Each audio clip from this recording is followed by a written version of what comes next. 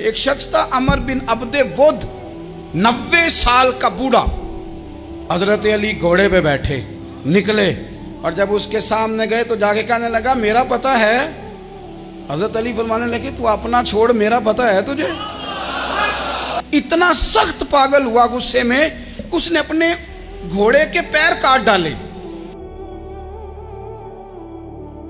ایک موقع پر نبی پاک صلی اللہ تعالیٰ علیہ وسلم نے ارادہ فرمایا کہ حضرت علی کو اپنا نائب بنا کے مدینہ منورہ میں چھوڑ کے جایا جائے۔ محبوب کریم علیہ السلام جب بھی تشریف لے جاتے تھے تو کسی ایک کو نائب بنا کر مدینہ منورہ میں چھوڑ جاتے۔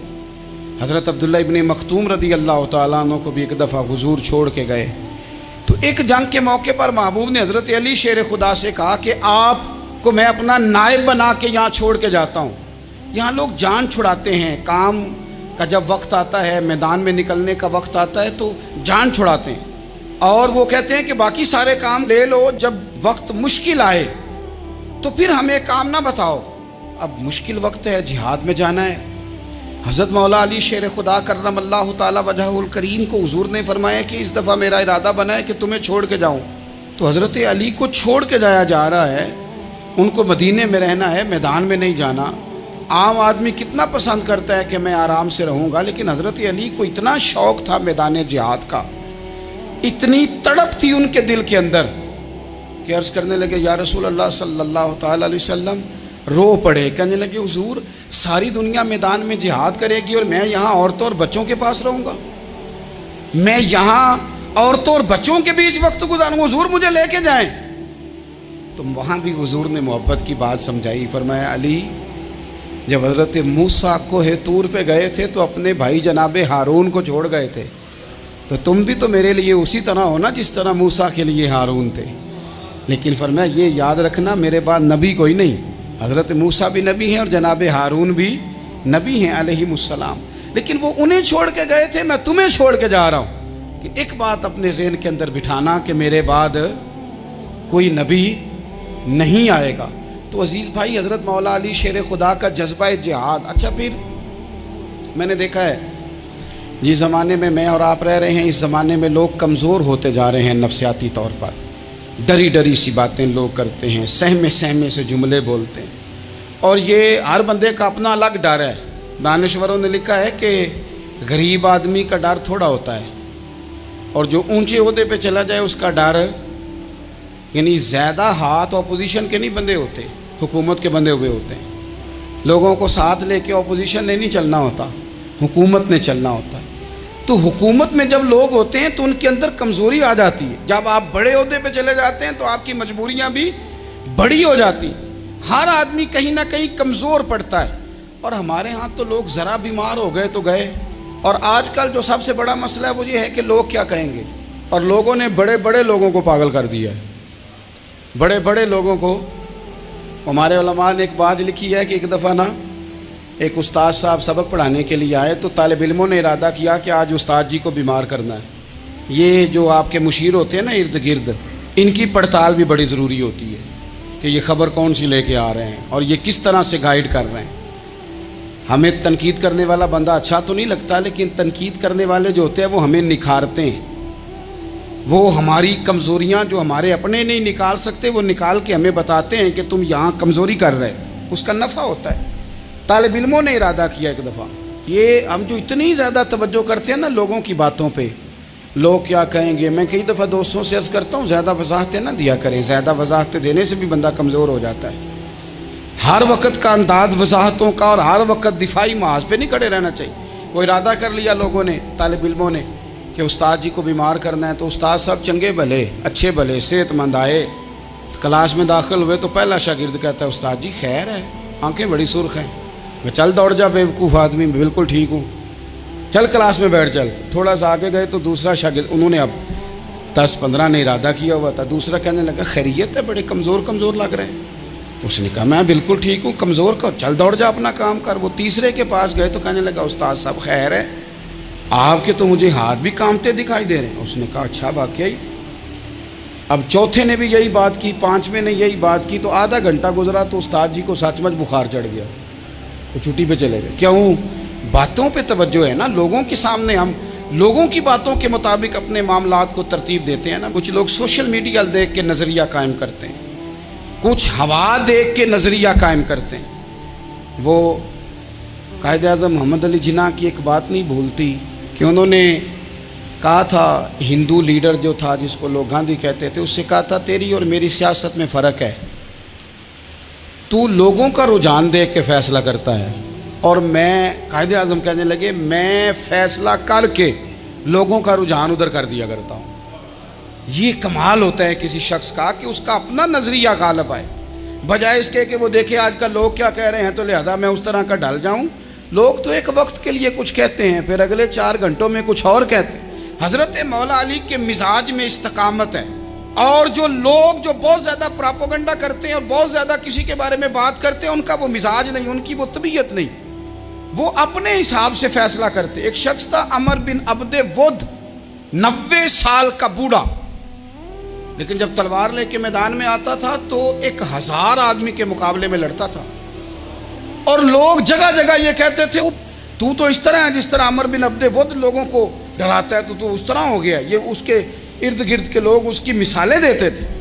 जंगे खंदक जब हो रही थी तो ये मुकाबले में आ गया, तो हज़रत अली मुर्तज़ा शेर खुदा करमल्लाहु ताला वजहुल करीम भी तशरीफ़ फरमा थे। अब पूरे अरब के अंदर इसके बारे में ये कहा जाता था कि उससे ना लड़ो, वो तो खूनखार है, वो तो दरिंदा है, वो तो जंगली शेर की तरह आता है, वो तो काट खाने को दौड़ता है, उससे कौन लड़े। एक ख्याल था, और वो प्रोपेगेंडा बाज़ों का इतना ज़्यादा किसी के बारे में होता है कि मैं, बच्चे लोग आते हैं ना बच्चा दम कराने के लिए, तो कहते हैं पीर साहब बड़ा ज़िद्दी है, किसी की बात नहीं मानता, बाकी बच्चे ठीक थे, ये तो बड़ा ही नालायक निकल आया है। तो मैं कहता हूँ कि आप इसके सामने ये वाली बातें ना करें, ये पक्का हो जाएगा कि मैं ज़िद्दी हूँ। तो आप ज़ेन बना रहे हैं इसका कि तो इस तरह का है। ज़ेन बना दिया लोगों ने कि अमर इब्न अब्दे वुद के मुकाबले में कोई नहीं आ सकता। खंदक में ये आया, इसने ललकारा मुसलमानों को, आओ वो तुम्हारी जन्नत किधर है जिसके बारे में तुम कहते हो कि हम शहीद होंगे, तो आओ मेरे मुकाबले में निकलो। जब इसने पहली दफा ललकारा तो अभी बात खत्म नहीं हुई थी कि मौला अली तलवार लेके अल्लाहु अकबर कहते खड़े हो गए। हुजूर ने फरमाया बैठ जाओ, हजरत अली फिर बैठ गए। वो फिर पुकारा, उठो कोई मेरे मुकाबले में, तो मौला अली शेर खुदा फिर खड़े हो गए, फिर खड़े हो गए। हुजूर ने फरमाया बैठ जा। एक शख्स ने कहा अली ये अमर बिन अब्दे वुद हैं। फरमाया मुझे पता है। नहीं समझे आप बात, मैं आपको समझा के लाया हूँ पीछे से कि प्रोपेगेंडा करते हैं ना लोग, हो आगे ना जाना, यहाँ करंट बड़ा ज़्यादा है, वोल्टेज बड़े सख्त हैं, तू आगे ना बढ़ना। भाई क्या हो जाएगा, उठ बांध कमर क्यों डरता है, फिर देख खुदा क्या करता है। हज़रत अली तीसरी दफ़ा उसने कहा ना है कोई, तो हज़रत अली फिर उठे। अब तो रसूल पाक सल्लल्लाहु ताला अलैहि वसल्लम ने थपकी दी। बाज़ जगह यह है कि हुजूर ने खुद तलवार थमाई, सर पे इमामा बांधा, और हुजूर ने फतह याबी की दुआ फरमाई। हज़रत अली घोड़े पे बैठे निकले, और जब उसके सामने गए तो जाके कहने लगा मेरा पता है। हज़रत अली फरमाने लगे तू अपना छोड़, मेरा पता है तुझे, मुझे तू जानता है। कहने लगा मैं 1000 के मुकाबले में अकेला लड़ता हूँ। हज़रत अली शेर खुदा फरमाने लगे पता नहीं तू किन से लड़ता रहा है, जाने वो कौन है जिनसे तू लड़ता रहा है, वो कौन 1000 थे जो तेरे मुकाबले में आते थे, पता नहीं। तो कहने लगा मेरा नाम मेरी माँ ने अमर बिन अब्दे वुद रखा है। फरमाया छोड़ तू, मेरी माँ ने मेरा नाम हैदर रखा है। कहने लगा तेरी उम्र छोटी है, कोई बड़ा ला। फरमाने लगे ये तो जब पंजे में पंजा मिलेगा तो पता चलेगा उम्र किसकी छोटी है। अभी तू कहानियों से मुतासर करना चाहता है, तू चाहता है कि तू प्रेशर डाले और मैं तेरी बात सुनूं, तो मुकाबले में आ, डींगे ना मार, कहानियां ना सुना, दीवारें हिलती रहती हैं और दर कांप जाता है। अली का नाम सुन के अब भी खैबर कांप जाता है। तू मुकाबले में आ, तू बातें बना रहा है, कहानियां सुना रहा है। वो कहने लगा तू बच्चा है, मैं चाहता नहीं तेरा खून बहाऊं। तो हज़रत अली कहने लगे मैं बड़े दिन से परेशान हूँ कि किसी बेईमान का खून बहाया क्यों नहीं, मेरा बड़ा दिल कर रहा है तेरा खून बहाऊं। उसने बड़ी ज़ोरदार ज़रब लगाई, गुस्से में इतना पागल हुआ, क्योंकि उसके बारे में मारूफ था कि वैश्य मिजाज आदमी, इतना सख्त पागल हुआ गुस्से में, उसने अपने घोड़े के पैर काट डाले। पहले तलवार घोड़े को दे मारी, اس کو کاٹ کے دوڑا. یہ کیوں کرتے تھے لوگ؟ عرب کے لوگ اس وقت یہ کام کرتے تھے کہ ہم نے گھوڑا ہی مار ڈالا ہے تاکہ ہم بھاگ نہ سکیں. کہتے ہیں نا کشتیاں جلا دی ہیں کہ اب واپس جانے کا راستہ ہی بند ہو جائے. گھوڑے کے پیر کاٹ ڈالے کہ بھاگنا نہیں. اور بڑی زور سے اس نے ضرب لگائی حضرت علی پر. حضرت علی نے جب روکی تو وہ ڈھال ٹوٹ گئی حضرت مولا علی کی. اور آپ کے امامے کو اس کی تلوار بھی لگی. آپ نے فرمایا دکھا لیا تو نے زور, اب میری باری ہے. حضرت مولا علی شیر خدا کا قد بظاہر چھوٹا تھا. صحابہ کہتے ہیں ہم دور سے دیکھ رہے تھے, اللہ اکبر کہہ کے تھوڑا سا زمین سے وہ اٹھے, تھوڑا سا اٹھے, اور پھر دوبارہ نہیں انہیں تلوار چلانی پڑی. ایک ہی ضرب لگائی اور اس کے 2 ٹکڑے کر کے اسے زمین پہ پھینک دیے. تو عزیز دوست, آپ یاد رکھیں گے اس بات کو کہ اپنی زندگی کے اندر مروب ہونا چھوڑ دیں. روب میں تاتاریوں نے مسلمانوں کو مروب کر لیا تھا, روب ڈال لیا تھا کہ ہم بہت بڑے لوگ ہیں. یہی آج ہمارے ساتھ بہت سارے لوگ کرتے ہیں, دلوں میں روب آ جاتا ہے امیر رشتہ دار کا, فلانے کا, فلانے کا, پھر وہ جو مرضی کرتا ہے. تاتاریوں کی ایک بی بی وہ کیا کرتی, وہ 9-10 مسلمان نوجوانوں کو سڑک پہ کھڑا کر جاتی, کہتی ادھر کھڑے ہونا, میرے آنے تک ہلنا نہ. جوان ہے لیکن روب ہے نا کہ یہ بڑے وحشی ہیں. اکیلی بی بی اندر جاتی, تلوار لے آتی, اور وہ کھڑے ہیں, وہ بھاگے بھی نہیں, اتنا ڈر گئے, ٹانگیں کانپ رہی ہیں, بھاگنے کی بھی جرت نہیں کر رہے. تسلی سے گئی ہے, تلوار لے کے آئی ہے, اور اس نے 9 جوان مسلمانوں کے گلے کاٹ دیے. اس روب سے نکلیں باہر. نوجوانوں سے کہتا ہوں نکلو.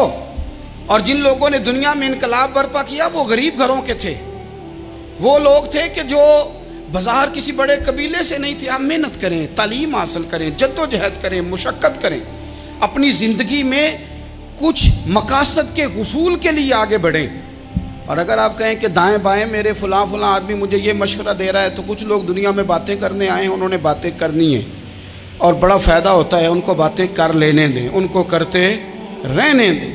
کام کرنے والا بندہ کام کرتا ہے اور کرتا ہی چلا جاتا ہے, وہ منزل تک پہنچ جاتا ہے. تو حضرت علی کے مزاج میں دلیری ہے, ہمت ہے, ایک بات. اور دوسری بات دانائی, حکمت. یہ جو ہمارے فیصلے ہیں نا جذباتی,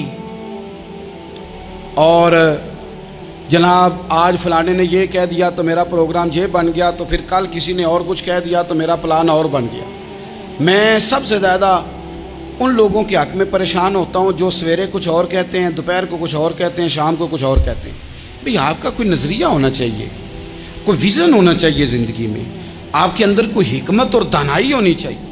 اس کے لیے کیا کرنے کی ضرورت ہوتی ہے؟ اس کے لیے ضرورت ہوتی ہے کہ آپ کا ذہن ایک طرف ہو. میرے اسا فرمایا کرتے تھے زندگی میں ایک کام کر لو پر صحیح کر کے کر لو. ہم نے تو سارے کام کرنے ہیں. آج کل ہر بندہ صحافی ہے, ہر بندہ تجزیہ نگار ہے, ہر بندہ سیاستدان ہے, ہر بندہ ہی مفتی ہے, ہر بندہ ہی جناب واعظ ہے, ہر بندے کے پاس ہی کچھ مسئلے. اس کا نقصان یہ ہے کہ کسی کے پاس بھی کچھ نہیں. وہ کسی درویش نے کہا تھا کہ جب سب لیڈر ہوں تو سمجھو کوئی لیڈر نہیں, کیونکہ سارے جو لیڈر ہو گئے. میرے عزیز, ایک طرف ذہن کو رکھیں اور اپنے اس کام میں کمال پیدا کریں. حضرت مولا علی شیر خدا کو اللہ نے حکمت دی تھی. نبی پاک صلی اللہ تعالی وسلم کے صحابی حضرت عبداللہ ابن مسعود رضی اللہ تعالیٰ عنہ فرماتے ہیں, امام ابو نعیم نے لکھا ہے کہ حضرت عبداللہ ابن مسعود فرماتے ہیں نبی پاک صلی اللہ علیہ وسلم نے فرمایا اگر حکمت کے 10 حصے کیے جائیں نا, دانائی کے 10 حصے کیے جائیں, تو اس میں سے 9 حصے اللہ تعالیٰ نے حضرت علی کو عطا فرمائے ہیں, اور ایک حصہ باقی لوگوں کو ملا ہے. دانا تھے, معاملہ فہم. کچھ بندے بڑے منافق قسم کے تھے, تو حضرت علی اذان ہو گئی تو وہ حضرت مولا علی شیر خدا کے پاس آ گئے. اذان ہو گئی, حضرت علی نے جماعت کرانی. ان کا خیال تھا کہ آج ہم نے جماعت لیٹ کرانی ہے کسی طریقے سے. ہم چونکہ زیادہ باتیں, میں دوستوں سے کہتا ہوں بہت زیادہ خبریں نہ دیکھا کرو, بہت زیادہ بھی چیزیں نہ سنا کرو. آپ تو میرے بھائی موبائل کے اندر چلے جائیں گے, پھر باہر کی دنیا تو اور ہے. تو تھوڑا باہر بھی نکلیں تصویروں سے, تھوڑا باہر بھی آئیں, دیگر معاملات بھی دیکھیں. ہمیں بڑے بڑے اچھے لوگ زندگی میں مل جائیں گے, لیکن ہم ان کے قریب نہیں جاتے. ہم دیکھتے نہیں کہ اصل بات کیا ہے, سنی سنائی چیزوں پر زیادہ گمان کرتے ہیں. اب حضرت علی چونکہ بڑے دانا تھے, مصلے پہ بڑھ رہے ہیں, جماعت کھڑی کرنی ہے, اللہ اکبر کہہ رہے ہیں. بندوں کا خیال تھا نماز لیٹ کرانی ہے. نے فٹافٹ حضرت علی سے کہا کہ حضور ذرا وہ جانور تو بتائیے گا کتنے ہیں جو انڈے دیتے ہیں، اور ذرا وہ بھی بتائیے گا جو بچے دیتے ہیں۔